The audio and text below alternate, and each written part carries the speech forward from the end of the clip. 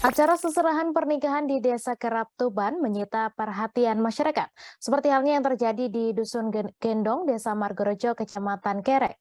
Calon pengantin pria bernama Abdul, warga Desa Kedungrejo, Kecamatan setempat, harus membawa seserahan pernikahan yang nilainya mencapai ratusan juta. Untuk informasi selengkapnya akan disampaikan langsung oleh wartawan Tribun Jatim, M. Sudarsono yang kini sudah terhubung bersama kami. Silakan rekan Sudar.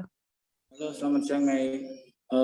Aksi hantaran seserahan viral terjadi di Kabupaten Tuban, tepatnya di Dusun Gendong, Desa Margorejo, Kecamatan Kerek, di mana mempelai calon pengantin pria Abdul asal Kedungrejo memberi hantaran yang sangat luar biasa, diantaranya mencapai ratusan juta, meliputi hantaran hewan ternak, seekor sapi ukuran besar, gabah, perabotan rumah tangga seperti kursi, terus lemari, spring bed, dan juga ranjang yang terbuat dari kayu jati. Selain itu juga pengantin pria menyerahkan batik gedok, tenun gedok sebanyak 26 potong seharga masing-masing 500.000.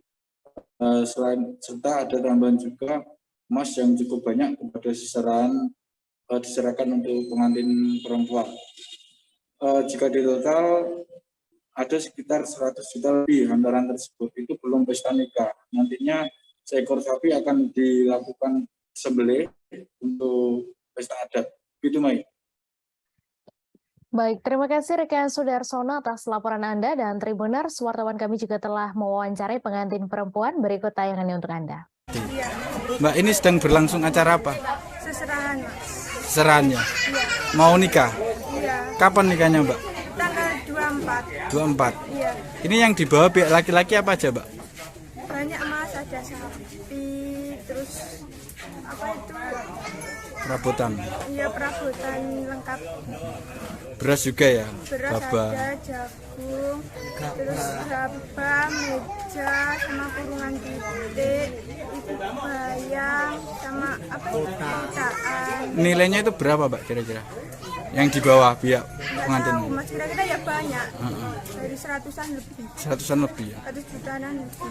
Ya. Itu permintaan atau dari pihak laki-laki sendiri? Dari pihak laki-laki sendiri. Nggak pernah ada pembicaraan Nggak sebelumnya? pernah.